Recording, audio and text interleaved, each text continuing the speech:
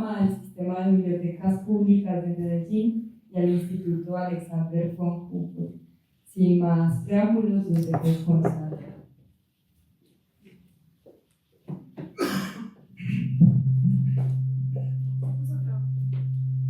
Hola. Sí. Aló, aló. Bueno, muy buenas tardes también de mi parte. Les agradezco mucho su compañía. Y bueno, para empezar, me gustaría presentar en grandes rasgos lo que pretendo el día de hoy. ¿Será que le bajamos un poquito el volumen o qué? Ahí. Eso, muchas gracias.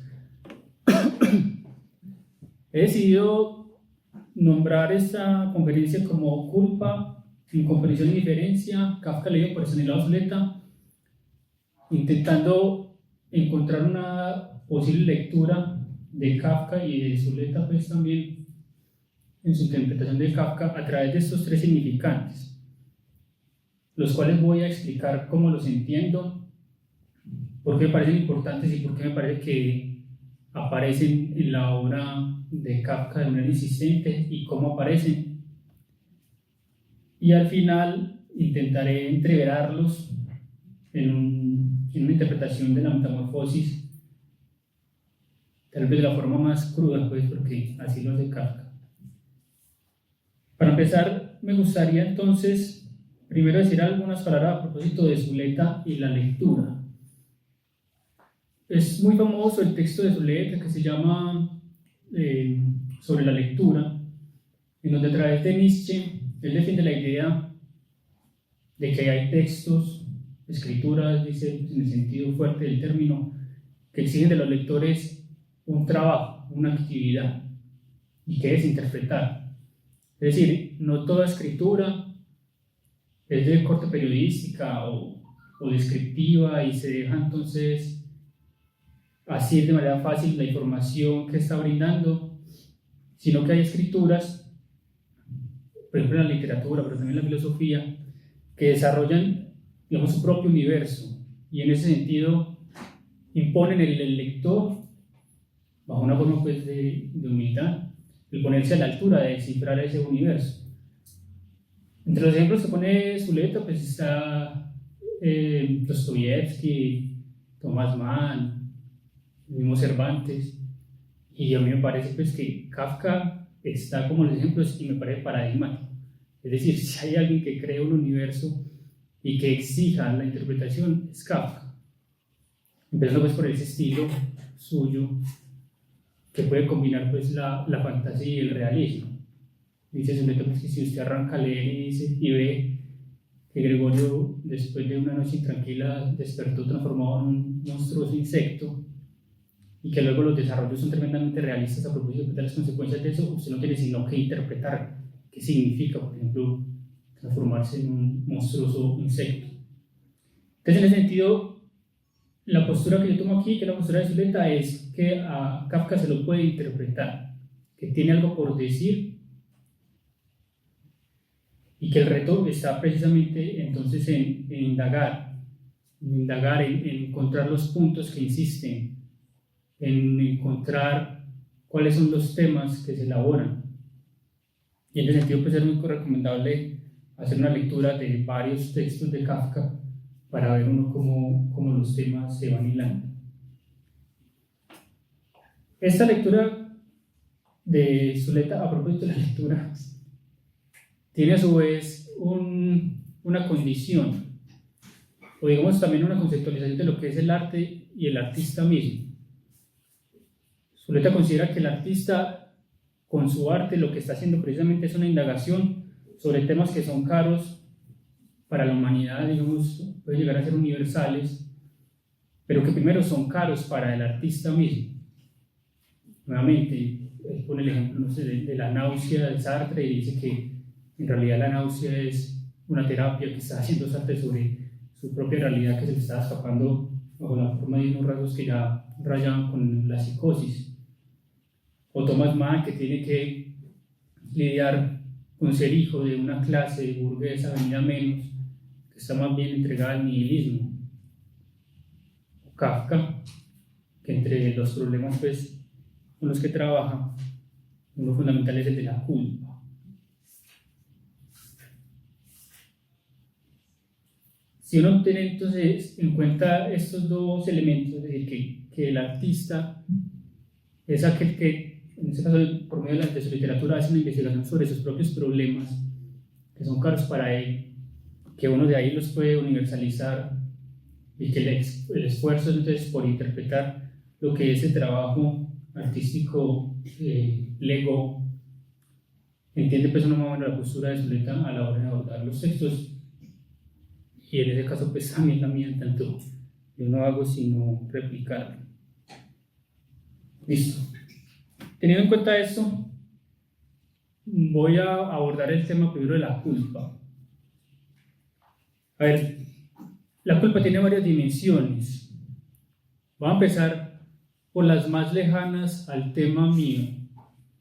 Por ejemplo, la culpa, en términos jurídicos, es un juicio que emite un juez al declarar a alguien con respecto a una norma que se está interpretando como plenamente culpable. Es decir, hay una norma, en este caso jurídica, que nos regula como sociedad y que en términos externos nos coacciona en el sentido de que, por ejemplo, pues puede declararnos culpables si pasamos por encima de esa ley, y al declararnos culpables pues nos ponen una pena, lo que ustedes quieran. Pero digo que esa es tal vez la dimensión más lejana, pues tiene cercanía con lo que obviamente dice Kafka, pero bajo el aspecto que yo quisiera verla, y voy a dar un paso más en ese acercamiento, tal vez podríamos pensar en el cristianismo. El cristianismo tiene más de 2000 años de vigencia pues, y de hegemonía, uno podría decir, civilizatoria. Es decir, la influencia que ha tenido sobre Occidente ha sido tremenda, y es una religión que por eso, digamos, merece atención, porque no toda religión logra sostenerse tanto tiempo en el lugar que lo ha hecho el cristianismo. Y creo que no exagero si podríamos llegar a definir al cristianismo como a una religión de la culpa. Es decir, que ha sabido hacer de un elemento fundamental de las relaciones humanas, y miren que aquí nos tiene el ámbito jurídico, un mecanismo y una base de su propia organización. El sentimiento de culpa del cristianismo organiza las formas de la relación con la ley, bajo las formas que tienen los mandatos, la incorporación entonces de esos mandatos en el sentido pues, de que Dios nos observa a todos, y en el sentido yo me puedo sentir culpable aunque yo tenga encima pues, a un policía o a un cura, lo que quiera, porque primero que todo me está viendo Dios, digámoslo así. Y bajo los mecanismos pues, propios de ya la confesión, la expiación de las culpas, etc. Es decir, es un fenómeno fundamental dentro de esa religión. Hacia allá es hacia donde yo quisiera dirigir entonces más la interpretación y la indagación de la culpa, por ejemplo, en Kafka. Es decir, quiero pensar ya la culpa como un fenómeno subjetivo, porque ustedes podrán notar que en el fenómeno jurídico la culpabilización es a través de un agente pues, externo, de unas normas también lo regulan de manera externa, y aunque a mí me declaren culpable, puedo yo sentirme o no culpable, pues si no eso es injusto, o me declaro inocente, lo que ustedes quieran. Pero cuando uno piensa la culpa como fenómeno subjetivo, miren que ahí ya el problema no es que a mí me declaren o no culpable, y en ese sentido ante un juez, como figura representativa, etc., sino que el problema ahí ya es si yo me siento culpable ante mí mismo, o ante ese extraño desdoblamiento subjetivo que significa que yo me puedo tomar por objeto, es decir, que yo puedo ser juez y parte de mí mismo. Y en ese sentido ya la culpa tiene varias aristas. voy a empezar a intentar desarrollar. Primero, tiene una función cultural de orden vital, porque el sentimiento de culpa habla de una introyección de un ámbito que es intersubjetivo, que en este caso va a hablar de la ley en términos muy generales, no tiene que ser jurídica, sino el orden de la cultura, de la moral, cualquier orden normativo pues, que regule las relaciones humanas. Mire que el fenómeno del sentimiento de culpa señala que uno introyecta algo que en principio es externo.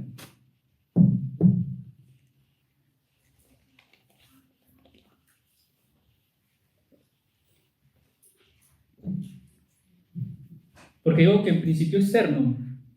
Pues porque un niño que nace en el seno pues, de una cultura, por ejemplo, no viene con la moral de su sociedad introyectada. Es más, hay que ubicarlo ahí, bajo la forma pues, de la educación, de la reprensión, del castigo.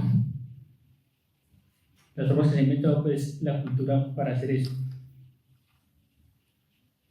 Y yo digo pues que juega un papel importante dentro de la cultura, porque es la garantía de que entonces no tiene que haber un policía, es decir, yo no tengo que ir a las instancias, por ejemplo, del derecho, para yo saber que si yo le robo, por ejemplo, a un amigo de manera inocente, pues él sin darse cuenta y sin que nadie me vea, yo no tengo que hacerlo para saber a priori que yo me voy a sentir culpable si hago eso. ¿Y culpable ante quién? Solamente ante mí. En el sentido pues, de que ni el amigo, por ejemplo, se va a tener que dar cuenta, ni nadie me vio. Y sin embargo, el sentimiento de culpa en ese sentido organiza mi relación con los otros a través de la relación conmigo mismo y permite que hayan marcos normativos que se sostengan sin necesidad de estar apelando siempre a una figura externa que represente, entonces en ese caso, la ley, sino que digamos ahí va por dentro la ley. Eso obviamente tiene ya problemas, y los que sean críticos con el cristianismo entonces también dirán que no se puede sentir culpable de fenómenos por los cuales no se tendría que sentir culpable. Y que claro, esa es la otra arista también. Es decir, por ejemplo, yo me puedo sentir culpable, no tenemos que pensar necesariamente en el cristianismo, hay muchas formas de la culpa, digamos, civiles, pues no religiosas. Por ejemplo, yo puedo sentir culpable de no estar a la altura de un modelo de hombre o de mujer, porque no cumplo con los estándares y cánones que exigen los estereotipos de género, por decir una cosa. O puedo sentirme culpable de no tener suficiente dinero, como el que exige también cierto estereotipo pues, capitalista. Y entonces en ese sentido uno ve el sentimiento de culpa ahí, ya está sirviendo es para las regulaciones otra vez con los otros, pero en un marco que se prestaría en ese caso pues para una crítica, en tanto serían culpas ideológicas, injustas o irracionales. Y en ese sentido uno puede ver que uno puede pasar entonces al orden de la crítica, hacer una crítica de esos fundamentos porque le parecen irracionales, tener la esperanza, yo creo que es una esperanza justificada de que a través de la crítica, por ejemplo, estos fenómenos pues, como el patriarcado o el capitalismo, uno se libre de culpas. Sin embargo, y este es un fenómeno que es importante también de la culpa, el sentimiento de culpa tiene una arraigambre inconsciente. Ustedes notarán que el fenómeno se puede resistir a la crítica racional. Es decir, yo puedo ser, no sé, pues una madre feminista que se ha librado a través de la crítica de una parte de la culpa pues, por el modelo de madre. Sin embargo, sentir culpa si viene un reproche de su hijo o alguna cosa parecida. O me puedo haber librado, entre comillas, pues, que dice la crítica al capitalismo y sin embargo sentirme mal porque no logro cumplir con un canon y en comparación con mis amigos o lo que sea, no tengo suficiente estatus o alguna cosa pues parecida. Es decir, como el sentimiento de culpa también habla de una arraigambre inconsciente de una ley con la que uno se identifica y que en ese caso pues, puede estar atravesado por todo lo que en la sociedad exista, puede llegar a resistirse obviamente pues a la crítica. En ese sentido, Zuleta dice que uno tiene que tomar al sentimiento de culpa, y en ese sentido pues, también a los fenómenos inconscientes, no bajo la forma de una demostración, digamos, de su falsedad, porque precisamente se resisten muchas veces a una crítica en términos lógicos, etc. Y la cosa sobrevive, como les acabo de decir, sino que ese sentimiento muchas veces lo que exige entonces es una interpretación, es decir, de qué me siento culpable, por qué me siento culpable, etc. De alguna manera, eso es lo que hace Kafka, al sentirse culpable sin saber muy bien por qué. Y bueno, ustedes ya conocen la novela también del proceso que trata de eso, que ahí pues ya digamos el externalice del fenómeno, normalmente lo declaran culpable, pero tampoco sabe bien de que lo que hace es una elaboración precisamente de ese sentimiento y una interpretación de por qué puede llegar a él sentirse culpable. En ese sentido, por ejemplo, la carta del padre yo creo que es un desarrollo reflexivo muy importante a propósito de este aspecto del sentimiento de culpa que les estoy intentando transmitir.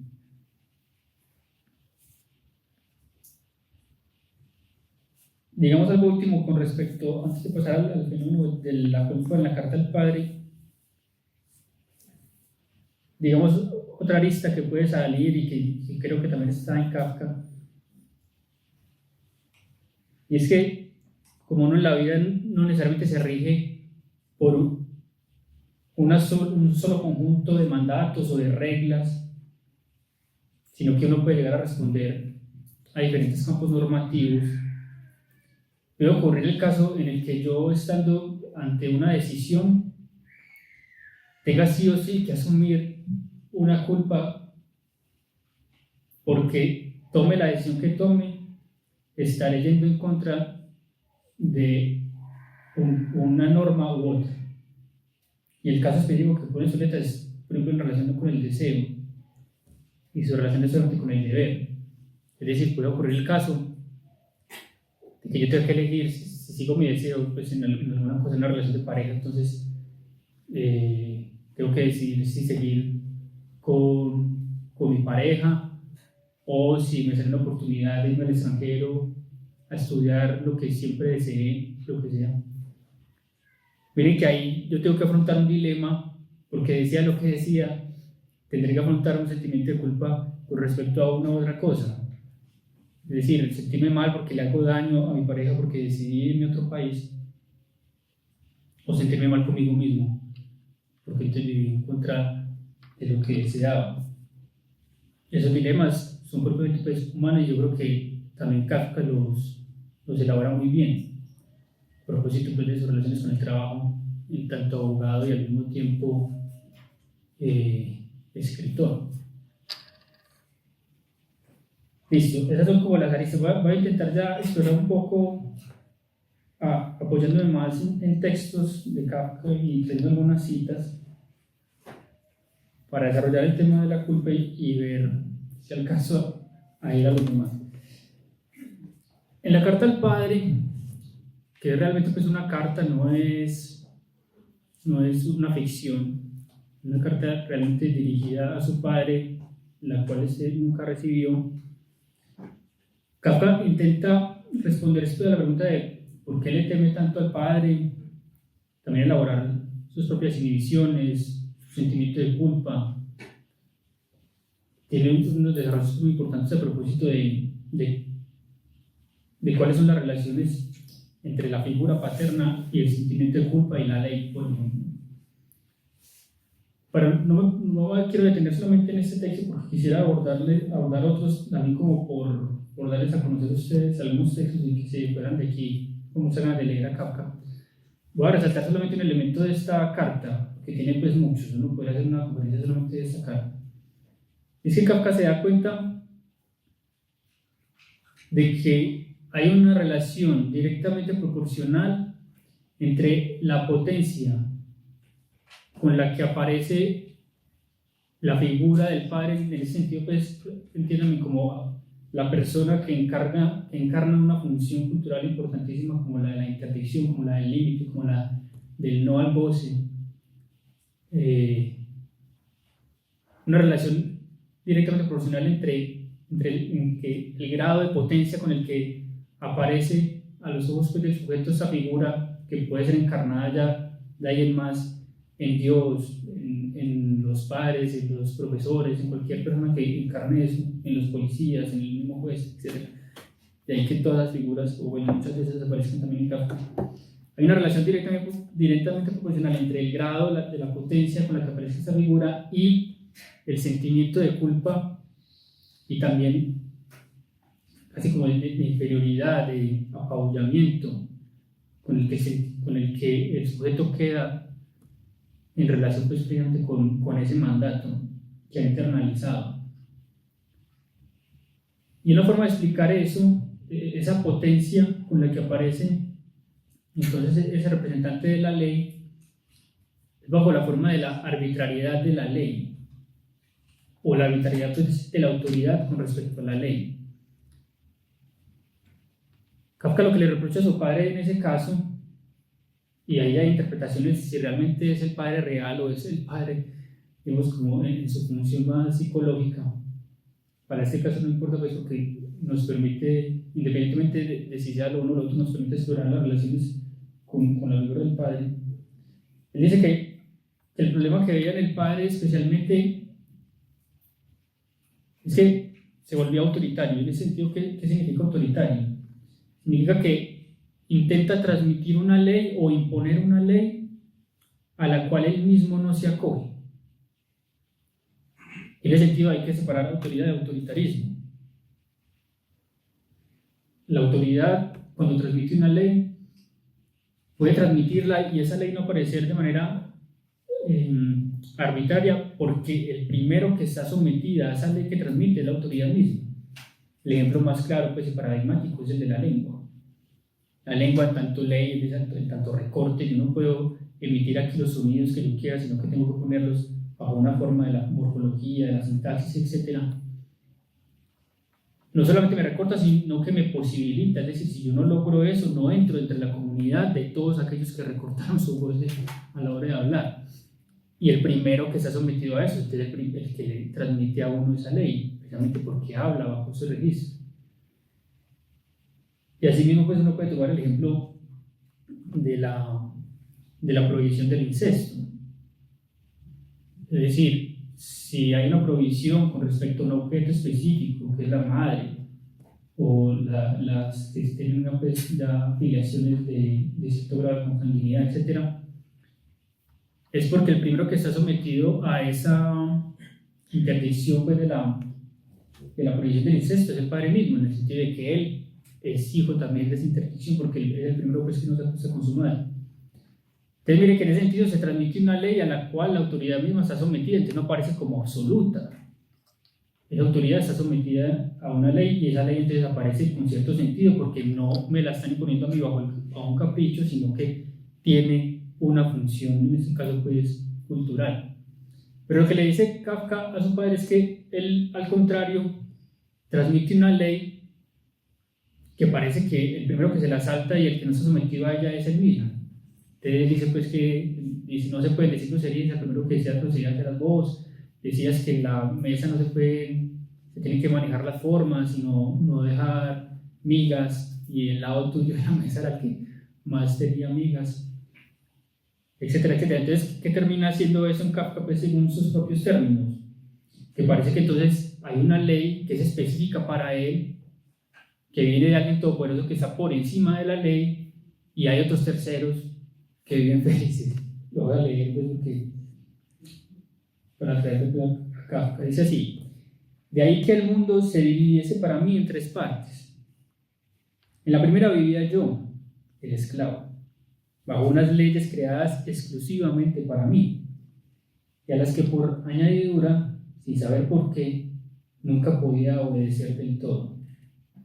Luego, en un segundo mundo, a una distancia infinita del mío, vivías tú, ocupado en el gobierno. en dar órdenes y en enfurecerte cuando no eran cumplidas. Y finalmente había un tercer mundo donde vivía el resto de la gente, felices y libres de órdenes y obediencia. Vivía continuamente avergonzado o cumplía tus órdenes, lo cual era una vergüenza, puesto que solo tenían validez para mí. O me mostraba desobediente, lo que también era una vergüenza, porque ¿cómo osaba resistirme a ti? O no podía obedecer, porque no tenía, por ejemplo, tu energía, y tu apetito, y tu habilidad, aunque tú me lo exigías como algo perfectamente lógico. Esta era sin duda la mayor vergüenza de todas. Así movían, no las reflexiones, pero sí los sentimientos del niño. Bueno, entonces, de este pasaje quisiera hacer notar varias cosas. Aquí, fácilmente pues uno puede traer a Freud y en esa verdadera genealogía de la moral que es el yo y el ello. Genealogía pues porque en este caso no lo hace históricamente como lo hace Nietzsche, sino que intenta trazar los derroteros por los cuales un niño puede insertarse pues, en el orden, en este caso de la moral y de la ley, o la forma de la identificación precisamente con aquel que la representa. En este caso pues no es sino una función pues, que es la paterna, que para el caso de una sociedad patriarcal como la nuestra la ha representado a los hombres, pero que no necesariamente tendría que ser así. Pero que en Kafka muestra cómo si ese proceso se da bajo la forma de este autoritarismo, puede terminar teniendo como efecto que ese sentimiento de culpa ya no hable necesariamente, o bueno, ya hable de la internalización de una normativa que regula el campo de las relaciones con el otro, pero también conmigo mismo, pero de una manera tal que termina apabullando al sujeto en tanto queda minúsculo ante ese mandato. Interesante ahí pues es que Kafka, y por eso pues lo recordamos, no es porque haya sido alguien que sintió mucha culpa y ya, sino porque a pesar de haber hecho eso pues hizo una obra de un profundo calado. A pesar de eso y a partir de eso. Listo, voy a abandonar un poquito el tema de la culpa y después vuelvo a tirar una última arista con lo de la metamorfosis, porque quisiera hacer ya énfasis, y yo creo que va a ser muy corto, en el tema de la diferencia y la incomprensión.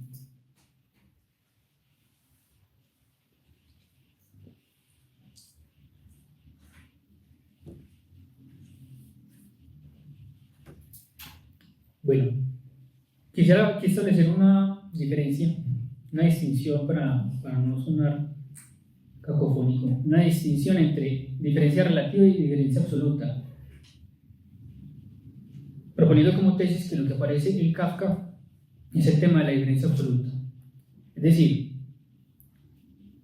en la organización de la división social del trabajo que es el capitalismo, uno puede insertarse en una diferencia relativa en el sentido de que el uno es matemático, el otro es ingeniero, el otro es bombero, lo que ustedes quieran, y que uno se puede definir en relación precisamente de sus diferencias con las diferentes profesiones, pero nunca poner en cuestión el conjunto mismo. Es decir, desde el conjunto mismo uno se puede definir como cumpliendo precisamente una función relativamente diferente de las otras, pero función dentro de esa sociedad a través del trabajo. Ahora bien, si de lo que se trata es de una diferencia radical, es aquella que precisamente no se deja inscribir dentro de la división social del trabajo. Y de alguna manera Kafka representaba eso, pues en tanto era un abogado que no le satisfacía del todo ser abogado y era al mismo tiempo escritor y soñaba con ser carpintero, etc. Y precisamente pues por esa dificultad de ubicarse dentro de esa división social del trabajo es que hablo yo de una diferencia radical. Y creo que por ejemplo en un fenómeno como el que se explora pues en la metamorfosis, lo que ocurre con Gregorio Samsa, espero pues que ya más o menos todos conozcan por lo menos pues el inicio de esa obra, es que al transformarse en un monstruoso insecto, precisamente aparece una diferencia radical que ya no se sabe muy bien de dónde ubicar. Por ejemplo, dentro de la familia, ¿sigue siendo nuestro hijo o no? Dentro del trabajo, ¿sigue siendo un trabajador o no? incluso con él mismo. Esa diferencia radical es en principio incluso con él. ¿Qué me pasó? ¿Por qué soy así? ¿Por qué me gusta esta comida y no otra? Bueno, lo que ustedes quieren. Entonces voy a citar, por ejemplo, un pasajito de otro cuento que se llama Investigaciones de un perro, que esa es básicamente pues el argumento de la obra. Es un perro que investiga dentro de la comunidad de los perros que básicamente pues, no se preguntan, y que él, por conservar un rasgo diferencial como es el del niño con respecto a la comunidad que lo acoge, en el sentido de que al niño se le aparece todos esos rasgos que los otros naturalizan como una sorpresa, entonces él establece una investigación de cuáles son los fundamentos que reúnen, pues, por ejemplo, a esa comunidad. Y es un rasgo que conserva pues hasta viejo, y en ese sentido pues Zuleta toma de ahí, pero casi que se puede tomar literalmente, de que un artista es un niño que sigue investigando pues aún siendo adulto. Entonces, como les digo que esa diferencia es incluso pues en principio con uno mismo, así se refiere a esa situación el mismo protagonista pues de este cuento que les digo. Entonces está hablando, pues no tiene nombre, a veces suele ocurrir en los cuentos de Kafka, no tiene nombre protagonista. ¿Por qué no actúo como los otros? ¿Por qué no vivo en armonía con mi pueblo? Y no acepto sin chistar aquello que perturba la armonía. ¿Por qué no ignoro, cual si fuese un insignificante error en el gran cálculo, y me vuelvo hacia aquello que nos arranca una y otra vez irresistiblemente del círculo del pueblo? Bueno, es como un ejemplo también de este tema de la diferencia radical. Bueno, y ya hay tres signos, digámoslo así, tres elementos que se utilizan dentro de la obra de Kafka para hacer referencia a esta diferencia radical. Uno es, por ejemplo, la animalidad. Y voy a poner el caso pues, de Gregorio Samsa, que se transforma en un monstruoso bicho. Ahí bajo ese aspecto se aparece como signo de esa diferencia radical que no se deja ubicar, digamos, dentro de ese mundo humano, de las instituciones familiares y del trabajo. Pero también aparece, por ejemplo, en otro cuento que se llama Informe para una academia, que es, si se quiere, como el espejo en cierta manera, pues, pero en un aspecto muy específico de la metamorfosis. Es que si la metamorfosis es un humano que se transforma en animal, en Informe para una academia es un simio que captura, pues, está en cautiverio, y que dice que la única salida, él hace una diferencia entre libertad y salida. Dice: yo no buscaba la libertad, solamente una salida, y la salida fue no identificarse porque no podía pues, con los humanos, sino imitarlos. Y para él después se burla de los humanos, porque más o menos pues, las conclusiones que puede sacar ahí uno es que para uno volverse humano tiene que embriagarse, aprender a hablar y a rascarse la barriga. Y efectivamente pues, este signo se asimila a la sociedad humana y se vuelve un espectáculo por hacer lo que los seres humanos hacen, pero precisamente porque para los humanos este signo sigue teniendo algo de animalidad, y ahí aparece pues también el fenómeno de la incomprensión. Es decir, que ese rasgo, ese signo pues, lo llaman Peter el Rojo, es algo que a él le duele mucho, y dice: ¿cómo así pues, que me salta tanto todavía como si fuera un animal? Entonces ese rasgo de la animalidad es otro signo pues, de esta diferencia radical que como tema aparece y que se relaciona entonces con el artista bajo la forma de que si el artista, en este caso como lo estamos elaborando, es un adulto que conserva el rasgo de la extrañeza del niño con respecto al mundo, esa extrañeza pues habla precisamente de esa diferencia radical de la que les estoy hablando.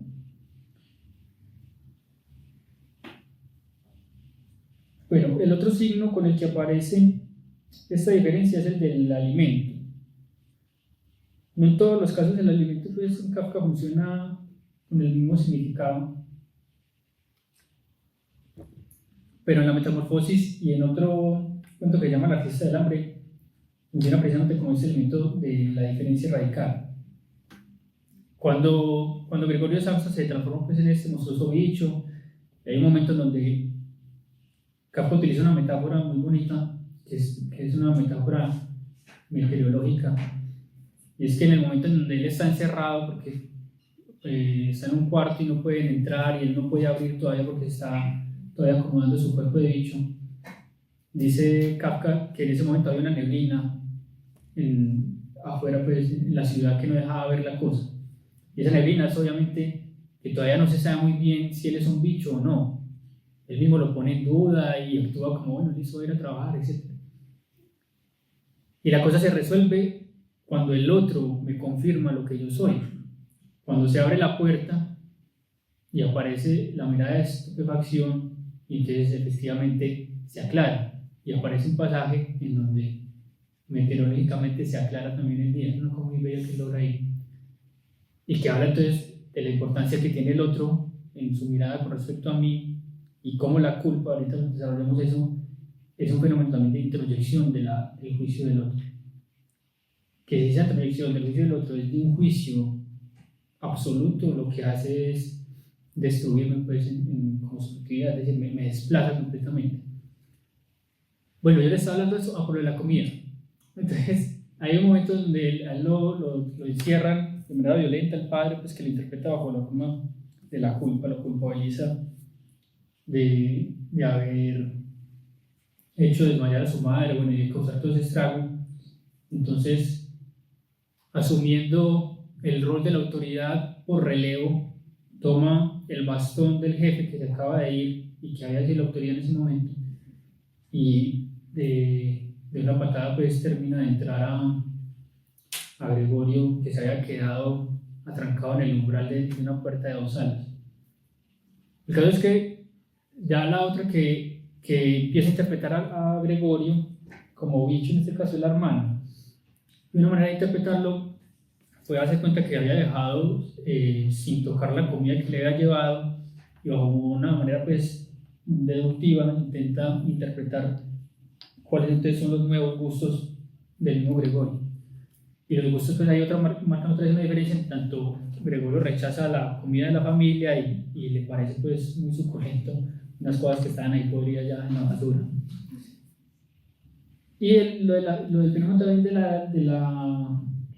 la diferencia radical con lo del alimento también aparece en este otro cuento que llama El artista del hambre, que es un artista cuyo espectáculo consiste en ayunar por mucho tiempo, y que vuelve a aparecer el fenómeno de la incomprensión, porque a esta diferencia radical de que es capaz de ayunar por mucho tiempo se la interpreta pues bajo la forma de que alguna trampa estará haciendo, o sea, que comen por la noche, etc. Entonces ahí es muy doloroso pues para el artista, porque dice que no sabía qué le parecía peor, si aquellos que lo juzgaban directamente de que de alguna manera se estaba comiendo eso, o unos guardias que supuestamente vigilaban que él no comiera para que el espectáculo se mantuviera 40 días sin comer, etc. Unos guardias que por condolerse de él se ponían a jugar cartas y le daban la espalda, como quien dice, para darle la oportunidad de que comiera. Ambos, los unos pues de manera malvada y los otros con buena intención, malinterpretaban esa diferencia absoluta o radical, que precisamente no, porque si nadie puede aguantar tanto tiempo sin comer. Bueno,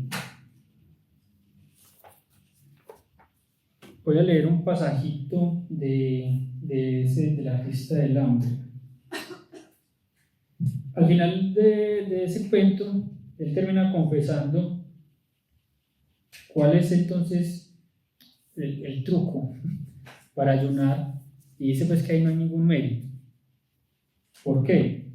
Porque si lo hace, y aquí ya abro comillas, es porque no he podido encontrar ninguna comida que me gustara. De haberla encontrado, créeme que no habría hecho ningún alarde y me habría hartado como tú y todo el mundo. Entonces, bueno, ahí aparece también ese fenómeno de la diferencia. Ahora, en este caso, pues con respecto a la comida, que en esa comunidad, entonces habla de que ellos sí encuentran un gusto por ella, y este que se diferencia precisamente no puede encontrar nada que le satisfaga, que le guste. Listo, esta diferencia, ya les he adelantado algo de eso, en todo caso sirve como condición de posibilidad de un distanciamiento con respecto a la comunidad de la que yo hago parte y permite en ese caso establecer preguntas. Eso también lo resalta pues Zuleta con la náusea, pero bueno, no voy a traer a punto la náusea para no alargar. Con Kafka yo creo que es suficiente, en el sentido de que es porque precisamente aquello que para la sociedad en su conjunto, precisamente porque es su fundamento, aparece de manera naturalizada o incluso pues invisible si ustedes quieren, no aparece en última instancia, y que aquel que se distancia de ello, precisamente por no lograr compartir ese horizonte de inteligibilidad, los fenómenos que los otros naturalizan a ellos les aparece bajo la forma de una pregunta, de una indagación, etc. Y en ese sentido es porque es aquello que permite que el artista se vuelva un investigador de su sociedad, de aquello que en la sociedad aparece como lo más normal. Por ejemplo, en este cuento que se llama las investigaciones de un perro, el perro viejo que ya está hablando en retrospectiva de su infancia, dice que una vez se encontró con unos bailarines y que nunca en la vida había estado al frente del fenómeno de la música, o por lo menos no de manera directa, sino que se le intuía en tanto era lo más natural del mundo. Pero por un fenómeno de distanciamiento eres capaz de ver entonces un comportamiento como cualquiera que nosotros hacemos, que si uno lo toma con distancia parece una ritualística, precisamente como si hubiese una suerte de coreografía. Por ejemplo, va a traer el cuento de lo de Sartre. Sartre en La náusea dice que no se había dado cuenta, pues el protagonista, que es Roquetán, en el momento que despierta y es domingo, y él no se da cuenta que es domingo porque haya visto el calendario, sino porque en todo el mundo aparecía, pues en toda su sociedad, en el pueblo aparecía el domingo, en los comportamientos. Entonces dice, aparecían procesiones de gente y sombrerazos que uno veía subir y bajar, mostrando pues cabelleras o lo contrario, de camino a la iglesia, y la gente se elevaba hacia las ventanas preparándose, etc. Muestra cómo el domingo es una institución, pero que uno nunca la ha visto, pues porque en un domingo pues hace las cosas de domingo, porque está tan internalizado en esa institución que es el domingo, que está pasado pues por el fenómeno del trabajo, que uno simplemente lo naturaliza, le parece normal. En cambio de Roquetán, que también es en esa manera un artista, se le aparece la cosa bajo el fenómeno de la sorpresa y empieza a encontrar un montón de detalles. Lo mismo hace Kafka, pues. Y entonces en ese sentido, como digo, hay esa diferencia radical, esa condición de posibilidad del artista y del artista como un investigador. Voy a leer dos pasajitos de Zuleta. Bueno, una de Kafka y dos de Zuleta, y paso lo de la incomprensión y voy a ir acelerando. Dice Kafka en este cuento de las investigaciones de un perro: cuando uno llega a este punto, la cuestión queda zanjada. Claro que lo que queda zanjado para los grandes no lo está todavía para los pequeños. Iba yo de un sitio a otro, relataba y preguntaba, acusaba e investigaba, y quería arrastrar a todos al lugar donde se había producido el suceso, pues de que se encontró con esa música y esos bailarines. Deseoso de mostrar a todo el mundo dónde había estado yo y dónde habían estado los 7, y dónde y cómo habían bailado y hecho su música. Y si alguien me hubiese acompañado, en vez de sacudirse de encima y de reírse de mí como lo hicieron todos y cada uno, sin duda habría sacrificado mi inocencia y habría intentado ponerme sobre las patas traseras para ilustrar lo ocurrido con máxima precisión. Eso sí, a un cachorro todo se le toma mal, pero al final todo se le perdona. Yo empero he conservado el carácter infantil, y así llegaba Perro Viejo. Con esto pues quería ilustrar lo que les acabo de decir. Ahorita dice Zuleta: ¿qué es un artista para Kafka? Es un ser simultáneamente desintegrado, perturbador, distante, extranjero y aspirante a otra manera de vivir. Extranjero en un sentido fundamental, porque no está de inmediato identificado con un conjunto de valores, formas de la afectividad, que ve desde afuera con añoranza o con repugnancia lo que los otros viven como su propio ser. Nadie llega a ser hombre sino por medio de esfuerzos muy grandes, por ejemplo, de olvidos. Con el olvido de las aspiraciones del niño se llega a ser adulto, un adulto adaptado. Pero Peter el Rojo no llega ni puede llegar nunca a ser adaptado, pues está amenazado por su vieja condición de chimpancé. Un artista es un adulto que no ha dejado de ser niño, que no ha podido abandonar la investigación originaria, la extrañeza infantil ante el mundo de los adultos. El artista pregunta y perturba, anhela y tiene otra valoración de la vida. Listo, con el fenómeno de la incomprensión tiene una relación directa con este fenómeno de la diferencia, y es que, como en Kafka, esta contraparte de la diferencia es la de un anhelo de comunidad. Es decir, si la diferencia tiene como consecuencia la soledad, la extrañeza, la investigación, la pregunta, a propósito de la comunidad de la que de todas maneras hace parte, eso lo va a poder desarrollar, pero digamos una contracara de esa diferencia se da en Kafka como un anhelo de fundar entonces una comunidad bajo unos valores que él sí puede aceptar, y allí pues que tuviera un sueño de volverse carpintero e irse con una de sus prometidas a Palestina para poder formar allí una familia en un sentido diferente a la familia que a él le tocó, bueno, etc. Y eso también aparece en sus textos, pues este perro investigador que ha estado solo también sueña en algún momento con que lo reciben de manera triunfal esa comunidad que le está investigando, y que lo van a recibir de manera triunfal precisamente a partir de ese puente que es el arte y la investigación, que es un puente simbólico allí donde la diferencia es establecida. Y de alguna manera también la carta es eso. La carta al padre no es solamente pues como un fenómeno para dar cuenta de dónde proviene su culpa, sino también intentar establecer una explicación para sí mismo y para su padre de los aspectos que nos separaban. Estaba buscando la cita donde el perro, la investigación de un perro, sueña pues con volver a la comunidad, pero bueno, creo que la encuentre de pronto. Bueno, está aquí, vean. Entonces, ese sueño pues con que los resultados de su investigación le traerán un reconocimiento y eliminarán esa soledad a la cual se está llegando. Y entonces este fenómeno de la diferencia tiene esa contraparte pues, de un anhelo de una comunidad fundamental, que es aquí abro comillas.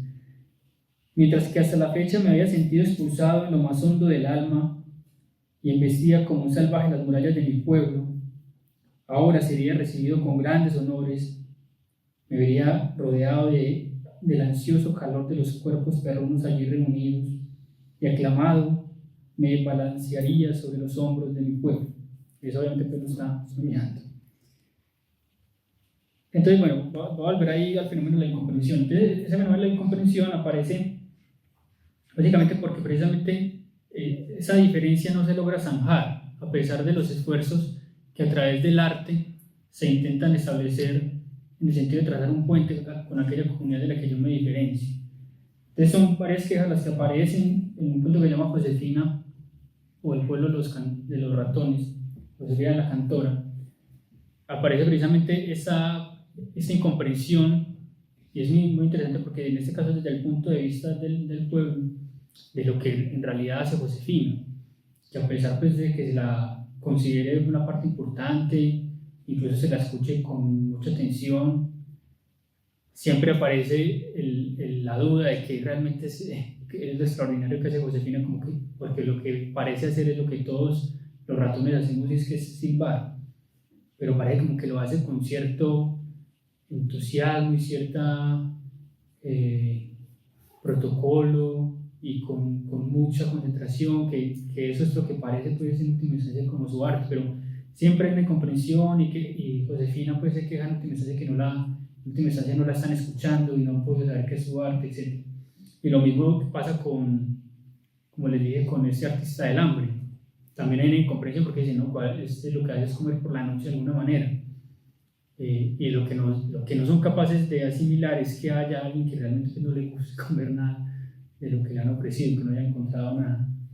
Y asimismo, ese fenómeno de la comprensión aparece en la Metamorfosis. Y voy a citar dos pasajitos. Dice: cierto es que sus palabras resultaban ininteligibles, aunque a él le parecían muy claras, más claras que antes. Es el fenómeno donde él está intentando explicar que por qué porque se demoró en salir, pero que ya se está terminando de arreglar, bueno, etc. A él le parecen las palabras inteligibles y sin embargo los otros ya no le entienden. En el momento pues, en donde se abre la puerta y aparece la transformación. Y más adelante dice: como no se hacía comprender de nadie, nadie pensó, ni siquiera la hermana, que él pudiese comprender a los demás. Y entonces el fenómeno de la incomprensión, pues bajo la forma de un artista incomprendido, ya en el de la Metamorfosis se junta con el de la diferencia y la culpa, y por aquí voy intentando redondear el asunto, bajo una forma pues que es sumamente triste y dolorosa. ¿Por qué? Porque si yo asumo de una vez que esa diferencia que yo tengo ahí, que es ese bicho, que usted puede empezar en un artista o en cualquier diferencia que termine expulsada de nuestras instituciones. Yo también pensaba mucho en la institución escolar y en un niño, pues, por ejemplo, que no se adapte simplemente a esa cosa tan rara que es la institución escolar y que termine, pues, por ejemplo, expulsado de ella. Como entonces aquí no se le puede dar palabra propia a Gregorio. Gregorio no puede, sino queda a merced de la interpretación de los demás. Entonces el padre lo interpreta bajo la forma de una culpabilización. Gregorio es un peligro, es una amenaza, aunque Gregorio en realidad nunca haga nada. ¿Sí? Si la mamá se desmaya es simplemente pues porque le gana la angustia, en realidad no le hizo nada. Si hay un movimiento pues, de que está medio retrocediendo, ya el otro está agarrando el bastón para reaccionar, bueno, etcétera, etcétera. Y la hermana es la que intenta establecer un puente, pero bajo la forma de una deducción, es decir, interpretando a partir de una suerte de experimentos que hace con la comida y con la organización del espacio del cuarto de Gregorio, interpretando cuáles son los nuevos gustos de su hermano. Pero esto guarda el peligro, y eso es lo que termina pasando, de que entonces ya sea la hermana la que hable a nombre de Gregorio mismo, es decir, que lo desplace y no le permita una forma de la palabra propia. Incluso aparece un fenómeno pues, interesante que alguna vez yo le leía a Heidegger, y decía que hay dos formas del cuidado, que hay una forma del cuidado que es para volver al otro independiente de mí, pero hay otra forma del cuidado que es para volverlo dependiente de mí. Más o menos eso es el hermano. En última instancia, Gregorio queda dependiente de la hermana y la hermana se insufla pues, de valor porque precisamente es la única que entiende a Gregorio, bueno, etcétera, etcétera. El problema con esto, y aquí está el fenómeno ya de la diferencia absoluta que se la interpreta entonces desde el conjunto de valores que esa diferencia está poniendo en cuestión y por eso no se la puede sino malinterpretar y llegar al fenómeno de la incomprensión. Aparece entonces una suerte de sin salida, es o Gregorio se impone o se impone en la institución familiar. Y la forma, bueno, yo no sé, ustedes creo que ya saben qué pasa, gana la institución familiar. La forma en la que gana es que Gregorio, que es la diferencia, a través del fenómeno de la culpa, vaya internalizando cada vez más el punto de vista del otro, el juicio del otro, con consecuencias pues catastróficas. Así lo dice Stanislao Zuleta.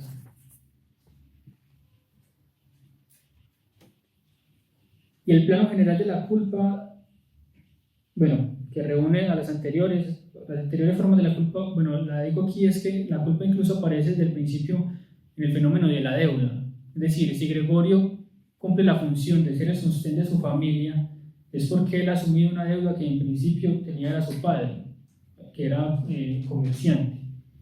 Y lo importante ahí de la deuda, que tiene una relación directa pues, con la culpa, eso se nota pues, mucho en el alemán, que la palabra que menciona la culpa también menciona deuda, pero nosotros también, que uno puede decir en el Padre Nuestro, perdona todas nuestras deudas, o perdona todas nuestras dudas, todas nuestras culpas.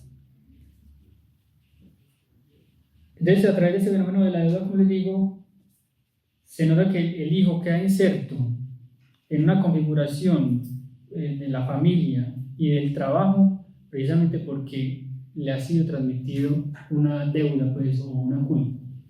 Y que sea eso lo que lo haga levantarse todos los días, pues, un trabajo que en realidad no lo llena, pues, y más bien tiene ciertas reticencias hacia él. Entonces, bueno, esa era una forma en la que aparece la culpa. Entonces, por eso aquí Zuleta dice que, y el plano general de la culpa que reúne las anteriores es la siguiente: la proyección sobre sí de la mirada de los otros. La metamorfosis es entonces una manera de asumir como ser para sí lo que uno es para otro, cuando los otros lo condenan. Y por eso les digo pues, que la familia triunfa. Aquí dice Zuleta: la familia triunfa sin necesidad de combatir. Bueno, yo pondría eso entre comillas. O bueno, la institución familiar pues, es la que no combate, ya las personas como tal sí. El extrañamiento y la distancia que Gregorio toma con respecto a ella lo culpabiliza a él, no a la institución. Aquí les digo yo pues, que pueden pensar ustedes también en la institución escolar. El que sobra es el muchachito pues, que no se controla y hay que medicarlo, lo que ustedes quieran, no la institución. La familia no es la culpable porque es la representante de lo establecido y de la continuidad de las formas sociales. Y otra citica dice lo siguiente: lo que más culpabiliza es entonces la distancia, no la transgresión. Porque mire que la transgresión de todas queda insertada en el fenómeno de esa diferencia relativa. Es decir, por ejemplo, yo puedo no ser un ladrón, pero estoy dentro de la categoría de la ley, digamos, como culpable de haber sido ladrón. Pero si lo que yo hago es poner en cuestión los fundamentos de la ley misma, ya la ley no tiene cómo ubicarme. Digamos que eso de cierta manera fue lo que hizo Sócrates. No es la desobediencia, Sócrates no desobedeció, pues, por ejemplo, sino la separación del sistema obediencia-desobediencia. Es decir, la actitud que interroga por el fundamento del sistema mismo. Esa es más peligrosa pues todavía. Y esa es la que más culpa te recibe. En el caso de la culpa, muchas veces que siente Kafka pues, en sus personajes. Entonces, hacia el final ya de la obra de la metamorfosis, va progresando este fenómeno que les digo de internalizar el juicio del otro, que en principio es externo, bajo el fenómeno de la culpa. Y que se empieza a ver bajo ese fenómeno pues, primero de que la hermana habla a nombre de Gregorio y de sus gustos, y hasta el punto ya al final dice lo siguiente: tiene que irse, exclamó la hermana. Es la única solución, padre. Intenta desechar la idea de que es Gregorio, y ya está. El haberlo creído tanto tiempo ha sido nuestra verdadera desdicha. ¿Cómo podría ser Gregorio? Si lo fuera, habría comprendido hace ya tiempo que la convivencia entre seres humanos y un animal semejante es imposible y se habría ido por su propia voluntad. Nos quedaríamos sin hermano, pero podríamos seguir viviendo y honrando su memoria. Así, en cambio, este bicho nos persigue, ahuyenta a los huéspedes y es obvio que quiere apoderarse de toda la casa y hacernos dormir en la calle. Aquí aparece otro fenómeno, otra cosa importante de la culpa o del fenómeno ya de la culpabilización. Mire que cumple una función, si se quiere, epistemológica, si me permiten el término, y es que termina explicando. Es decir, allí donde puede aparecer la pregunta de qué nos pasa, de por qué estamos mal, o de qué tenemos que mejorar, o una interrogación a la institución misma, el culpable, en este caso como una suerte de chivo expiatorio, cumple una función epistemológica en tanto explica por qué estamos tan mal por él. porque todos nuestros males da por Gregorio. Y eso no puede ocurrir si yo antes no he precisamente rebajado al otro a una posición totalmente pasiva con respecto a mi juicio. Es decir, si el otro no puede llegar a decir, no, es que yo no soy el culpable de la explicación de eso, ustedes me están utilizando como un chivo expiatorio. Y en última instancia, pues aquí se logra eso, porque bajo ese fenómeno de la internalización de la culpa, Gregorio mismo acepta la condena a la que lo ha sometido su hermano, que es el mismo fenómeno que ocurre en el otro cuento que se llama La Condena, en donde un padre le dice a su hijo, te condeno a morir ahogado, y el otro no puede sino cumplir sin rechistar pues, ese mandato del otro. O para que lo enlacemos con aquello que les dije de que el fenómeno de la culpa pues tiene una importancia cultural importantísima pues por la regulación que tiene de las relaciones humanas, a partir precisamente de yo querer evitar tener ese sentimiento de culpa a pesar de que no me esté viendo a alguien, pero que bajo ese aspecto que lo va desarrollando Kafka, que es una culpa que no le da lugar ninguno al sujeto, se da una progresiva internalización entonces del juicio del otro, donde yo no puedo sino casi que hacerme uno con él. Y realmente pasa eso. Dice ya ahí Kafka pues en la narración lo siguiente: y ahora, se preguntó Gregorio, mirando la oscuridad que lo rodeaba. Pensó en su familia con emoción y cariño. Su convicción de que debía desaparecer era, si cabe, más firme aún que la de su hermana. En ese estado de meditación vacía y pacífica permaneció hasta que el reloj de la torre dio las 3 de la madrugada. Todavía vivió el inicio de la claridad que se expandía detrás de la ventana. Luego su cabeza se inclinó del todo sin él quererlo. Por sus orificios nasales exhaló débilmente el último aliento.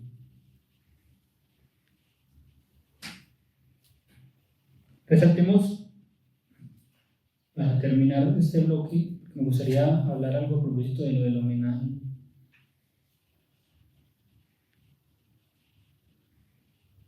Algo me pareció muy bello de Zuleta, porque como les decía, si le estamos haciendo un homenaje a Kafka no solamente es porque alguien que se sintió muy culpable, sino porque a pasar y a partir de eso hizo una obra profunda, pues y ardua y universal. Y en ese sentido, Zuleta rescata entonces una dimensión creativa de la culpa, que ya tiene que ver de tomar a la culpa como objeto y como instrumento también de elaboración. En el sentido de que la culpa, que habla de la internalización del punto de vista del otro, es lo que me permite precisamente pensar también en el otro, pensar en el lugar de él, qué diría él sobre mí o sobre esto. ¿Qué dice Zuleta? La escritura puede plantear el problema mismo de la culpa como sujeto y poner en juego los posibles puntos de vista, el de los acusados y el de los acusadores. Por eso yo les decía que es muy interesante, por ejemplo, ver que en Josefina la Cantora uno tiene el punto de vista del pueblo. En cambio, en Investigaciones de un perro o en El artista del hambre uno tiene el punto de vista del artista. Ahí está en juego precisamente algo que la culpa permite. Y sigue Zuleta. La culpa tiene otra relación con su escritura todavía mucho más importante. Penetra en ella enriqueciéndola, no solamente como tema, sino como instrumento de trabajo, como posibilidad de multiplicar las perspectivas desde las cuales se puede juzgar una conducta o interpretar un texto, como capacidad inaudita de identificar con la mirada del otro que juzga. De esta manera, la culpa, la profunda autodesconfianza, se convierte en una auténtica potencia creadora, lo cual es mucho más importante que la redención lograda por el perdón o la reparación. Es la operación esencial del arte. Dicho en las palabras de Nietzsche, poner la propia enfermedad en el arado. Bueno, por último quería decir unas palabras a propósito de que me correspondió la última conferencia y cerrar entonces este ciclo. Y estaba pensando pues como en Kafka, tomando distancia del fenómeno, que es una cosa muy extraña, que uno está haciendo un homenaje a alguien que no conoció, que murió hace 100 años, que en realidad no tuvo nada que ver con uno. Y entonces, pues, ¿por qué entonces hacer un homenaje? Y no podía sino pensar en una cita que ahorita le leeré, que encontré pues en este librito que la trae José Zuleta, que es el hijo de Zuleta, a propósito de cómo leía Zuleta, Stanislao pues, Zuleta, que es de George Steiner, pero que básicamente pues tiene que ver con el fenómeno del agradecimiento. Y en ese sentido, pues antes de leer la frase, a mí sí me gustaría, pues, como hizo Sara en su momento, agradecer a todas las personas que hicieron posible este evento. Yo lo estoy diciendo es más como un invitado, yo no participé con mayor cosa.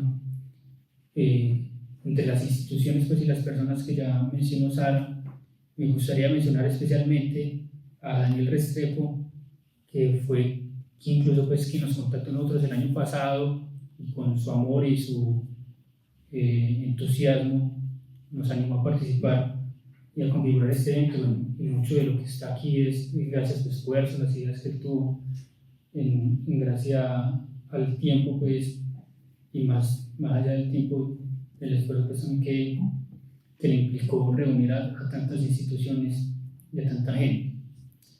Y también gracias ya a nuestra Sara Daniela Quintero, y no sé pues porque Sara hace parte del CES, por todo el trabajo logístico y de comunicaciones, que es un trabajo muchas veces invisible, pero que nuevamente pues, si nos pone a pensar es fundamental, que y sin él no se podría haber hecho este evento pues, como tan importante. Para responder a esta pregunta de por qué hacer un homenaje, voy a leer entonces así que ya con eso cierro, que básicamente dice pues, que esto es una deuda de amor.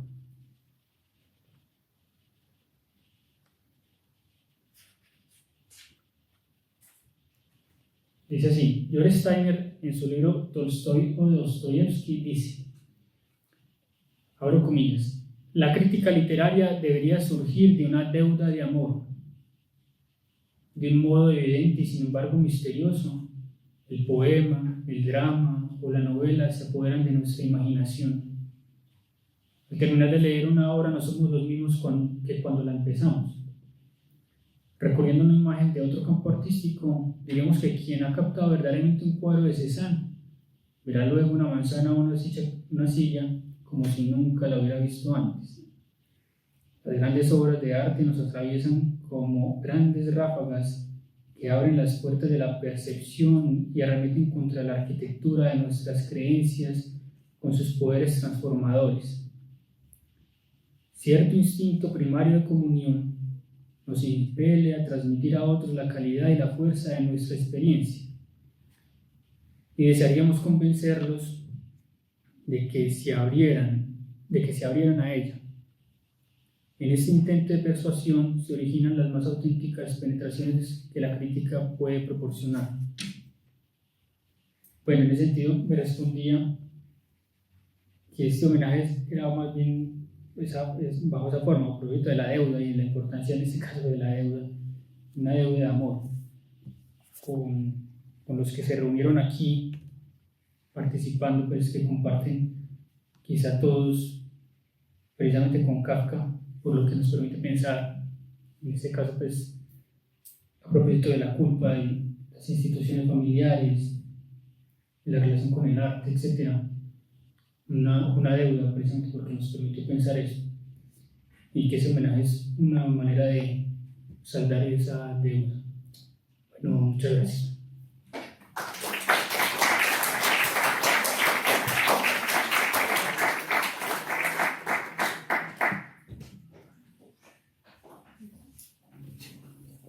que yo no sé ni qué es.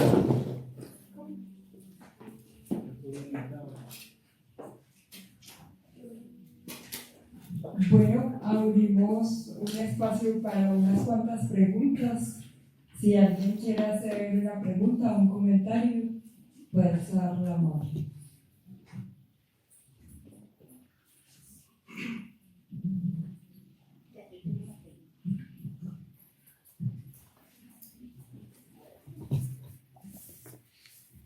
Yo primero voy a hacer una anotación con respecto a esto del sentimiento de culpa, y es que ¿Cuál es tu nombre? Por favor? Amalia, Amalia.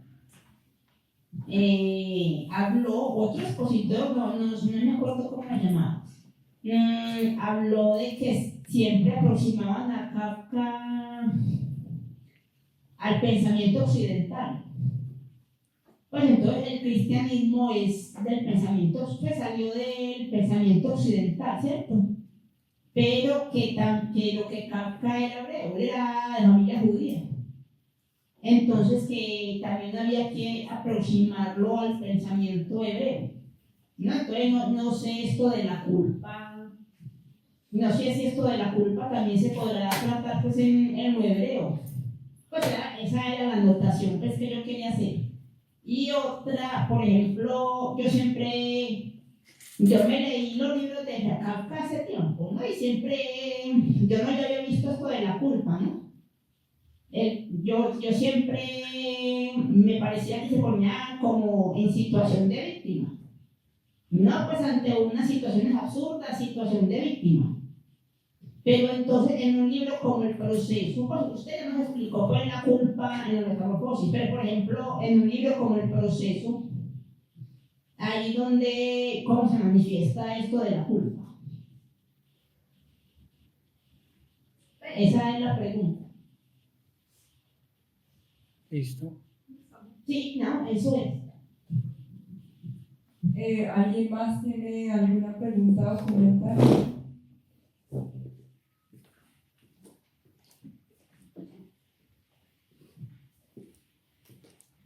Buenas noches.